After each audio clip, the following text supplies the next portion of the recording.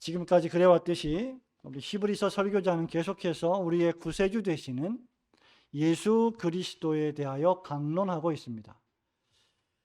1장부터 7장에 이르기까지 끊임없이 히브리서 설교자가 설교했던 대주제는 지루할 정도로 예수 그리스도에게 집중되어 있습니다. 이것은 히브리서 설교자가 이 설교를, 이 말씀을 읽고 듣고 보는 독자들과 청중들에게 그 마음을 온통 그리스도에게 집중시키라고 하는 의미입니다. 사실 오늘날 우리는 너무나 정신이 산란한 시대에 살고 있습니다. 잠시 잠깐도 집중하기 어려운 시대에 살아가고 있습니다. 첨단 기기, 첨단 문명이 우리의 눈과 우리의 마음을 사로잡고 있습니다. 이러한 때에 우리의 온 마음을 그리스도에게 집중시키는 일이란 대단히 시급한 일이고 대단히 또 어려운 일이기도 합니다. 본문 1절에 보시면 히브리서 설교자는 지금 우리가 하는 말의 요점은 이라고 8장을 시작하고 있습니다. 말하자면 설교자는 지금 히브리서 1장부터 7장까지 강론한 설교의 대주제의 중요성을 다시 한번 요약하고 있는 거죠. 1장부터 7장에 이르기까지 길게 설교했던 그 요점이 바로 다음과 같다라고 말하는 겁니다. 지금까지 우리가 했던 말의 요점은 바로 이것이다, 이렇게 강조하는 것이죠. 성도 여러분, 지금까지 히브리서 설교자는 선지자보다 우월하시고 천사들보다 우월하시고 모세보다 탁월하신 예수 그리스도의 속죄 사역을 길게 설명해 왔습니다. 그리고 8장에 와서 이제 잠시 펜을 멈추고 호흡을 고르고 숨을 쉬면서 지금까지 했던 강론을 요약하고 있습니다. 그러면서 지금 설교자를 포함해서 사도들이 가르쳤던 교훈의 요점에 눈을 크게 떠서 집중하고 귀를 기울여 잘 들으라고 말하고 있는 것입니다. 지금 말하고자 하는 내용이 그만큼 중대하다는 겁니다. 우리의 자녀들이 수능시험을 공부할 때 또는 중간고사나 기말고사를 준비할 때 여러분 책을 다 공부하고 교과서를 다 공부하고 참고서를 다 공부하고 나서 제일 마지막에 하는 게 무엇입니까? 사람마다 좀 다르겠지만 요점 정리예요. 말하자면 지금 히브리서 설교자는 히브리서 전체의 요점을 정리하고 있는 겁니다. 그러면서 그 결론을 6절에서 이렇게 말하고 있어요. 이제 그는 더 아름다운 직분을 얻으셨으니 그는 더 좋은 약속으로 세우신 더 좋은 언약의 중보자니라. 여기 더 좋은, 더 좋은, 더 좋은이 3번씩이나 반복되어 있으므로 가장 좋은, 이스라엘의 숫자 가운데 3이라고 하는 숫자는 여러분 잘 아시는 것처럼 완전 숫자를 의미합니다. 3번 반복되었다는 것은 완전히 좋은, 너무나 좋은, 더할 나위 없이 좋은 이란 뜻입니다. 그 더 좋은 약속으로 세우신 더 좋은 언약의 중보자가 바로 예수 그리스도이시다라는 말이죠. 더 좋은 약속으로 세우신 더 좋은 언약의 중보자, 그분이 바로 이제까지 우리가 살펴봐 왔던 예수 그리스도이십니다. 그분은 왜 더 좋은 언약의 중보자이십니까? 왜 더 좋은 약속의 중보자이십니까? 예수 그리스도께서 왜 더 아름다운 직분을 얻으셨습니까? 설교자는 본문의 말씀을 통해서 2가지를 말하고 있습니다. 첫 번째로 오직 예수 그리스도만이 완전하신 제사장이요, 그 다음 영원한 왕이시기 때문입니다. 예수 그리스도만이 죄인들을 구원하실 수 있는 완전하신 대제사장이시요 영원토록 성도들의 왕이 되시기 때문이다라는 말입니다. 우리 1절 말씀 우리 한 번 더 천천히 읽어볼까요? 1절 시작. 지금 우리가 하는 말의 요점은 이러한 대제사장이 우리에게 있다는 것이라. 그는 하늘에서 지극히 크신 이의 보좌 우편에 앉으셨으니. 아멘. 설교자는 지금 우선 예수 그리스도를 대제사장이다, 대제사장이시다 이렇게 말하고 있고, 그분이 지금 우리에게 있다, 우리에게 있다, 우리 곁에 있다, 우리와 함께 하신다 말하고 있습니다. 그런데 여러분, 성경 말씀을 잘 보십시오. 이 대제사장이 어떠한 대제사장이십니까? 1절에서. 지금 우리가 하는 말의 요점은 어떤 대제사장? 이러한 대제사장입니다. 이러한이란 말은 바로 앞절인 28절입니다. 우리 28절 말씀 같이 읽어볼까요? 율법은 시작. 율법은 약점을 가진 사람들을 제사장으로 세웠거니와 율법 위에 하신 맹세의 말씀은 영원히 온전하게 되신 아들을 세우셨느니라. 아멘.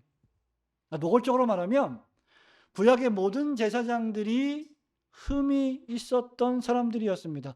모든 구약의 대제사장들을 포함해서 모든 제사장들은 전부 다 온전하지 않았습니다. 그런데 하나님이 세우신 대제사장이신 하나님의 아들 예수 그리스도는 온전하신 제사장이시다라는 말이에요. 이스라엘의 제사장들이 이스라엘 백성들의 죄를 매일매일 용서하기 위하여 제사를 집례해야 했던 제사장들조차 불완전했고 죄인이었던 반면 그리스도 예수께서는 완전하신 하나님의 아들이셨다라는 거죠. 여러분, 여기 지금 불완전함과 완전함의 극명한 대조가 있습니다. 그것이 바로 한 절 더 앞에 보면 7장 27절이에요. 7장 27절 우리 한 번 더 읽어볼까요? 시작. 그는 저 제사장들이 먼저 자기 죄를 위하고 다음에 백성의 죄를 위하여 날마다 제사 드리는 것과 같이 할 필요가 없으니 이는 그가 단번에 자기를 드려 이루셨음이라. 아멘. 구약의 제사장들은 하나같이 죄인들이었습니다.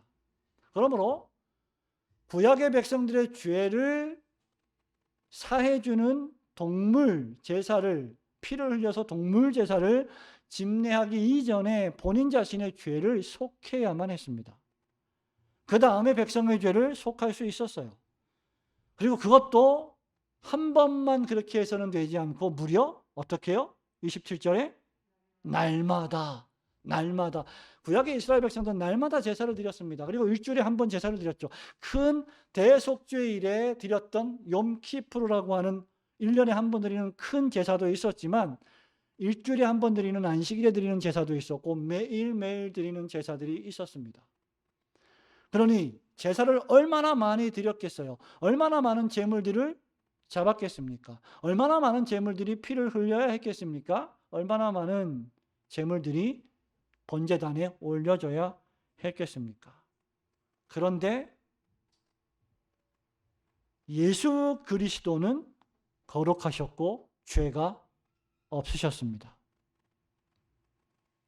한마디로 말하면 구약의 제사장들은 완전하지 않았고 그 제사가 한 번으로 영속적이지도 않았습니다. 그러나 그리스도 예수께서는 날마다 제사를 드릴 필요가 없으셨습니다. 그리스도는 완전한 신이시자 완전한 사람으로서 자신을 드린 단 한 번의 제사로 완전히 여러분의 구원을 위한 속죄 사역을 완성하셨습니다. 십자가에서 우리 예수님이 다 이루었다라고 하실 때는 더 이상 두 번, 세 번 십자가를 짊어지실 필요가 없으셨다는 것을 뜻합니다. 십자가에서 두 번, 세 번 반복적으로 돌아가실 필요가 없으셨다는 것을 뜻합니다. 이 일을 위해서 그리스도께서 전혀 그러실 필요가 없으셨음에도 불구하고 사람의 몸을 입고 이 낮은 땅에 수치스럽게 오셔야 했고 율법 아래 처하셔야 했고 율법을 완전히 준행하고 이루셔야만 했습니다. 뿐만 아니라 고난과 고통을 당하시면서까지도 아버지 하나님께 순종하셨습니다. 율법의 요구인 죄의 싹슨 사망이라고 하는 그 요구를 받으시기 위하여 십자가를 지시고 돌아가셨습니다. 그래서 히브리서 5장 8절은 이를 가리켜서 그리스도께서 받으신 고난으로 순종함을 배웠다라고 기록하고 있습니다. 우리 그리스도 예수께서는 이러한 것들을 배우실 필요가 전혀 없으셨음에도 불구하고 하나님의 택한 백성들을 위해서 고난을 통해 순종함을 배우셨다라고 말씀하신 겁니다. 그리스도는 이런 의미에서 온전하게 된 하나님의 아들이셨습니다. 뿐만 아니라 완전하신 제사장 예수 그리스도는 하늘에서 지극히 크신 이의 보좌 우편에 앉으셨다라고 1절이 말하고 있습니다. 여러분, 그리스도께서 지극히 높이 들린 크신 보좌에 앉으셨다라고 하는 이 말은 그리스도가 하늘 보좌에 앉으셔서 왕으로 통치하신다, 그리스도의 왕적 사역을 뜻합니다. 예수 그리스도는 우리들의 대제사장이시자 동시에 우리들의 왕이십니다. 우리의 죄를 용서하시고 속하시기 위하여 피를 흘리실 분이셨을 뿐만 아니라 우리들을 영원토록 통치하고 다스리시는 우리의 주인 되시는 왕이십니다. 하늘의 지극히 크신 보좌는 왕이신 하나님의 보좌입니다. 그리고 그 우편에 앉으셨다는 것은 하나님의 권세를 뜻합니다. 그 권세를 그리스도께서 가지셨다는 뜻이죠. 제사장으로서 이제 더 이상 속죄 사역을 완성하셨으므로 예수님은 하늘 보좌 우편에 서 계실 필요가 없으셨습니다. 앉아 계심으로 속죄 사역이 끝나버린 것입니다. 완성된 것입니다. 더 이상 우리의 구원을 위하여 뭔가 부족해서 노심초사함으로 서 계시는 분이 아니시라는 말입니다. 구약의 제사장들처럼 계속 제사를 집례해야 하기 때문에, 죄인들이 계속 밀려 들어오기 때문에 단 한순간도 서 있을 수 없어서, 앉아 있을 수 없어서 서서 계속 제사를 집례해야 할 만큼 서 계신 분이 아니시다는 뜻입니다. 여러분, 중세시대 16세기, 17세기 초반에 로마 가톨릭 교회 신부들처럼 계속해서 밀려 들어오는 고해 성사를 받기 위하여 제사를 집례하고 미사를 집전하기 때문에 서 계실 필요가 전혀 없으셨던 분이 예수 그리스도이십니다. 그분은 하늘 보좌, 지극히 큰 보좌에 앉아 계신 분이십니다. 우리의 구원을 위하여 미진한 것은 없습니다. 불충분한 것도 없습니다. 그리스도는 완전히 모든 구원 사역을 이루셨습니다. 그리스도의 구원 사역이 뭔가 부족하기 때문에 우리가 예수를 믿고 난 다음에 뭔가 우리가 예수를 위하여 뭔가 열심히 일하고 공로를 세우고 업적을 쌓아야만 우리가 구원받는 것이 결코 아니라는 것입니다. 그렇게 가르치는 것이 율법주의입니다. 예수님께서는 십자가에서 절반의 구원 사역을 성취하시고 이제는 내가 믿어야 되고, 내가 믿은 다음에 예수님을 위하여, 하나님 나라를 위하여 뭔가를 해야만 나머지 구원의 절반을 이루는 것이다 라고 말하는 것은 신성모독적입니다.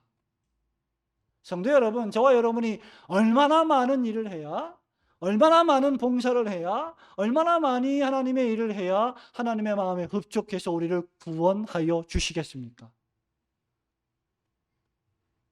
그 누구도, 그 어떤 사람도 어마어마하게 엄청난 일을 한다고 할지라도 자신의 구원을 위하여 조금의 공로를 세울 죄인은 단 한 명도 없습니다.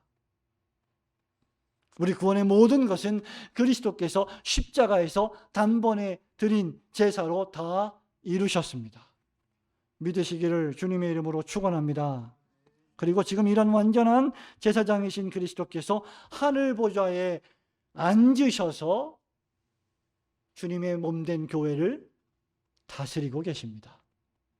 여러분이 인식하든 인식하지 못하든, 여러분의 삶 속에서 강하게 경험하고 깨닫든 그렇지 못하든 여전히 변함없이 예수 그리스도는 여러분을 통치하십니다. 이 또한 신자들에게 큰 감사와 위로가 되는 말씀이 아닙니까? 구약 이스라엘의 역사를 보면 여러분 보세요. 역대기, 역대상, 역대하, 열왕기상, 열왕기하 전부 다 어떤 기록이에요? 이스라엘을 통치했던 왕들에 관한 기록입니다. 그런데 이스라엘 통치했던 왕들을 대부분 보면 어때요? 딱 두 부류로 나눠요. 어떤 왕? 선한 왕, 악한 왕. 그 중에 뭐가 더 많았어요? 악한 왕들이 훨씬 더 많았어요. 백성들이 선한 왕이 세워지기를 얼마나 기도했습니까? 얼마나 간절히 원했습니까? 정권이 바뀔 때마다 얼마나 조마조마했습니까? 그런데 선한 왕이 세워졌습니다. 그래서 율법을 다시 세우고 예배와 제사를 다시 회복시키고 하나님의 공법과 정의를 하수같이 흐르게 합니다. 그런데 그런 선한 왕들조차 말년에 가면 우상을 숭배하고 하나님을 떠나고 교만방자에 행하다가 하나님의 심판을 당하게 됩니다. 그게 구약 이스라엘의 역사였어요. 여러분, 하나님을 떠난 교만한 왕은 국가의 재앙을 초래합니다. 하나님을 경외하지 않는 불경건한 왕은 불경건한 백성과 나라와 민족을 만들어 버립니다. 우리가 부단히 노력해야 함에도 이 세상의 왕들과 이 세상의 권력자들에게 기대하지 않아야 될 이유가 여기에 있습니다. 그들은 죄인들입니다. 제가 늘 이야기하죠, 여러분. 우리 그리스도인들이 정치적인 견해를 갖는 거 필요한 일입니다. 정치적인 선호도를 갖는 거 필요한 일입니다. 어떤 정당을 지지하고 정치인을 지지하는 거 필요한 일입니다. 그러나 그들에게 소망을 두지 마십시오. 그들은 죄인입니다. 그런데 우리의 왕 되신 이 한 분 예수 그리스도는 다르십니다. 그리스도는 완전한 대제사장이시자 영원한 왕이시기 때문입니다. 그 나라는 갈리지 아니하고 그 국권도 변하지 아니할 것이다. 하나님의 나라는 진동치 아니할 것이다.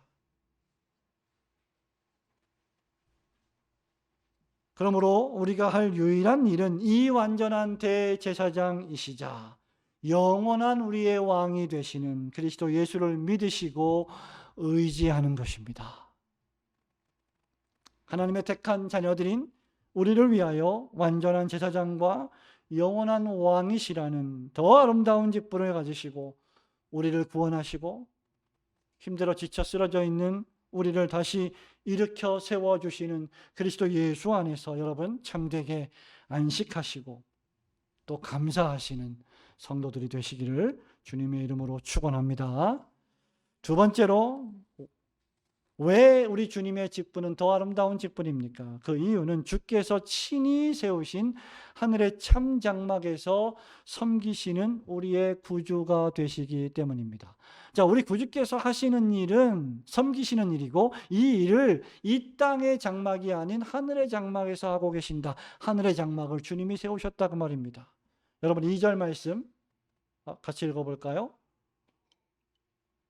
2절입니다. 시작. 성소와 참 장막에서 섬기는 이시라. 이 장막은 주께서 세우신 것이요 사람이 세운 것이 아니니라. 아멘. 우리 4절과 5절도 볼까요? 4절 시작. 예수께서 만일 땅에 계셨더라면 제사장이 되지 아니하셨을 것이나 이는 율법을 따라 예물을 드리는 제사장이 있음이라. 그들이 섬기는 것은 하늘에 있는 것의 모형과 그림자라. 모세가 장막을 지으려 할 때에 지시하심을 얻음과 같으니 이르시되 삶과 모든 것을 땅에서 내게 보이던 본을 따라 지으라 하셨느니라. 아멘. 예수님이 수행하신 직분이 더 아름다운 이유는 예수님께서는 단순히 이 땅의 여러 인간 제사장들 중에 한 사람이 아니기 때문입니다. 단순히 이 세상의 성전에서 제사를 올리신 분이 아니시기 때문입니다. 그리스도 예수님은 주께서 친히 세우신 참 장막에서 섬기시는 분이십니다. 이런 의미에서 구약의 제사장과 성전과 제물은 모두 다 그리스도 예수의 십자가 구원 사역을 예표하고 상징합니다. 이것들은 세상에 속하여 세상에 있는 것들이죠. 쉽게 말하면 그림자 같은 장막이 있고 그림자 같은 성소가 있고 그림자 같은 성전이 있습니다. 그런데 참 장막이 있고 참 성소가 있고 참 성전이 있다는 말입니다. 제가 지금 말씀드린 구약 이스라엘의 성소, 성막, 성전, 예루살렘 성전을 포함한 성전들은 전부 다 이 세상에 속하여 있고 세상에 있는 것들입니다. 세속적인 것들입니다. 그러나 그리스도 예수는 하늘에 속하신 분이십니다. 이것들은 앞으로 오실 메시아 예수 그리스도를 상징하는 옛 언약들이었습니다. 그리고 그리스도께서는 새 언약이십니다. 구약의 제사장들은 옛날 직분들이었습니다. 예수 그리스도의 직분은 새 직분이십니다. 구약의 모든 제도와 직분과 제사들은 오실 주 예수 그리스도의 존재와 사역을 설명하기 위한 그림자들과 같았습니다. 실체가 오면 그림자는 사라지는 법이죠. 빛이 비치면 어두움은 물러가게 되어 있습니다.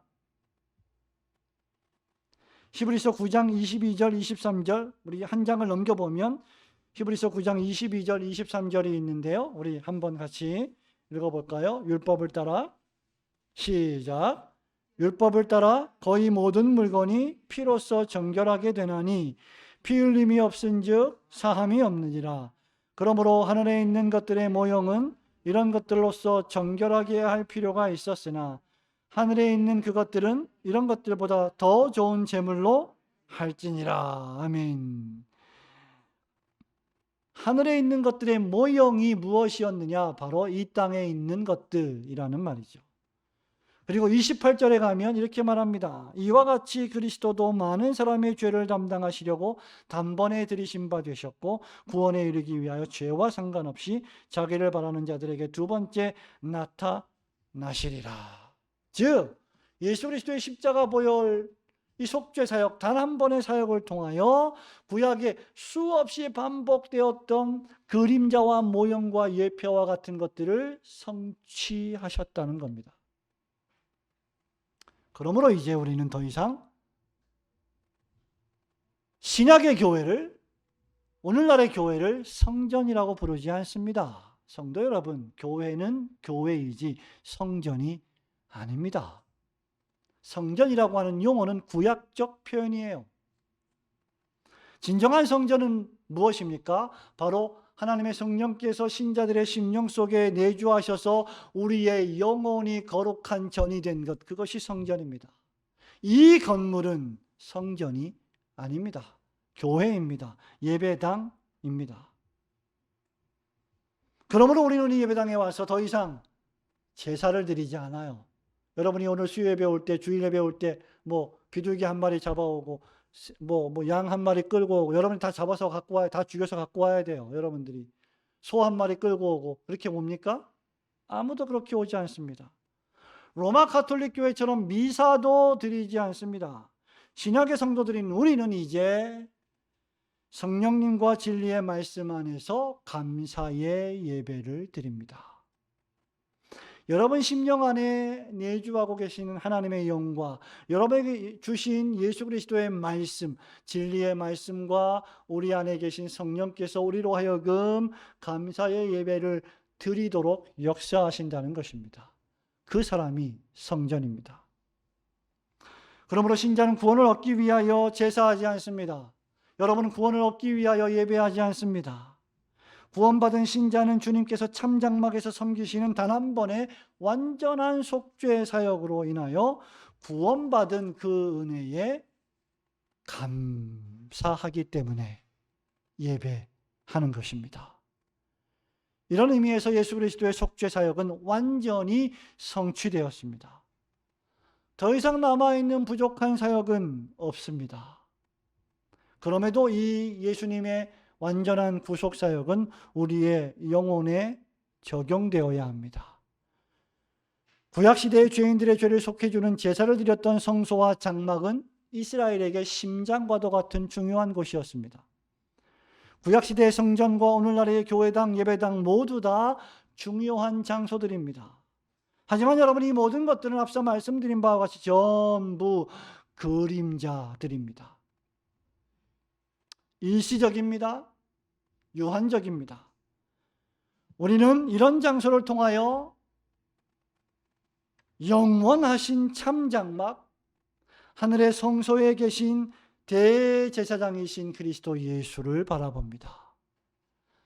하나님 나라 지극히 크신 보좌 우편에 좌정하신 그리스도를 바라보는 것입니다.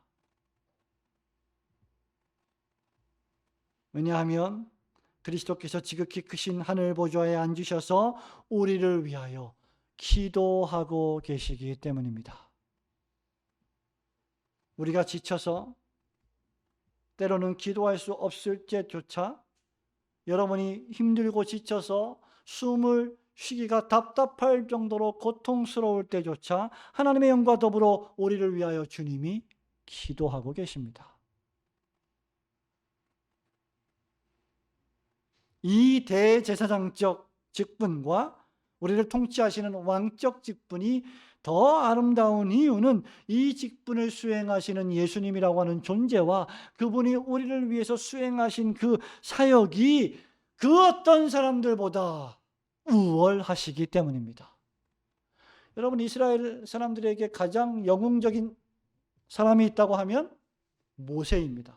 가장 위대한 선지자가 있다고 하면 모세입니다.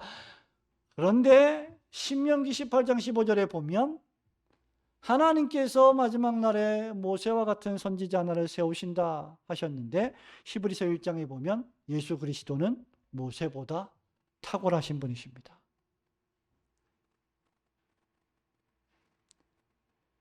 여러분, 이 예수 그리스도가 하나님이시기 때문입니다. 동시에 예수 그리스도가 사람의 몸을 입고 이 세상에서 여러분을 위하여 고난받으시고 피 흘리시고 돌아가셨습니다. 여러분을 위하여 사흘 만에 다시 살아나셨고 하늘 보좌 우편에 앉으셔서 여러분이 어디에 있든지 무엇을 하든지 여러분을 다스리고 통치하시는 왕이 되시며 여러분을 끝까지 지키시고 보호하실 것입니다.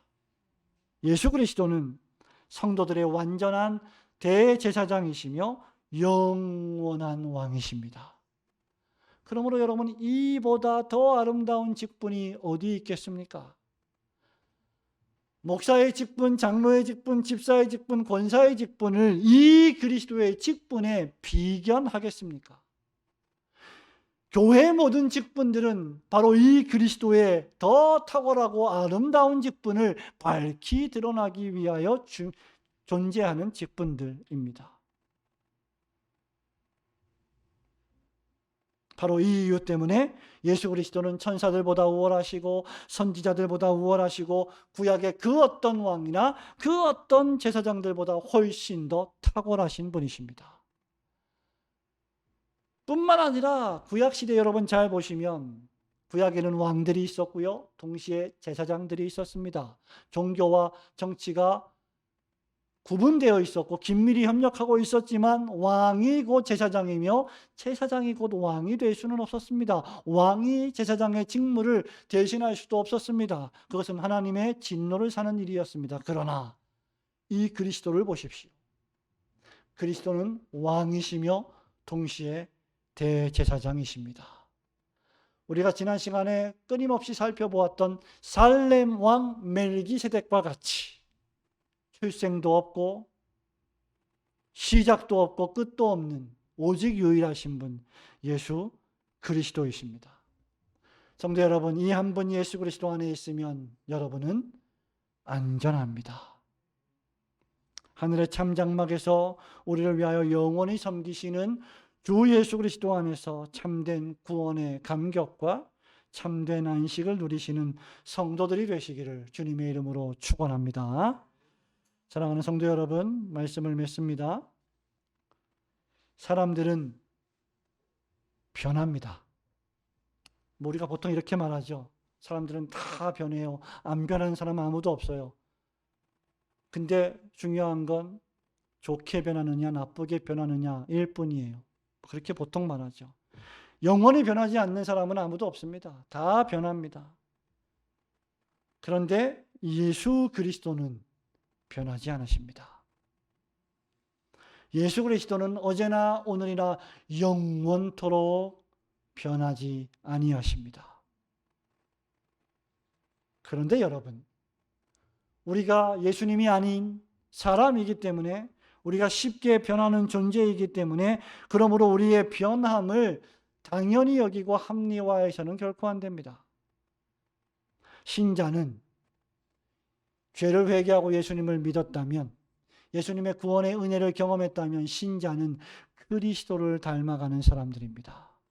그리스도께서 영원토록 변하지 않으신다면 신자들도 일편단심 영원토록 변치 않도록 분투하는 삶을 살아가야 합니다. 무엇을 위해서 말입니까? 하나님의 나라와 그의 영광을 위하여 변치 않아야 합니다. 교회를 사랑하는 그 사랑의 마음이 변치 않아야 합니다. 주께서 구원하여 주신 백성들, 형제 자매들을 사랑하는 일에 있어서 변하지 않아야 합니다. 우리가 사랑하는 사람을 위하여 변하지 않아야 합니다.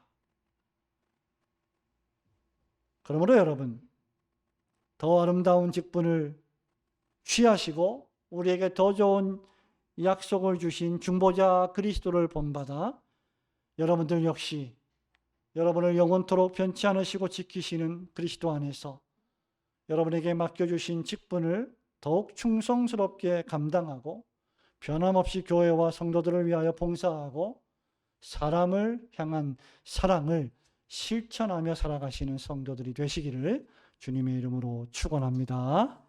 아멘.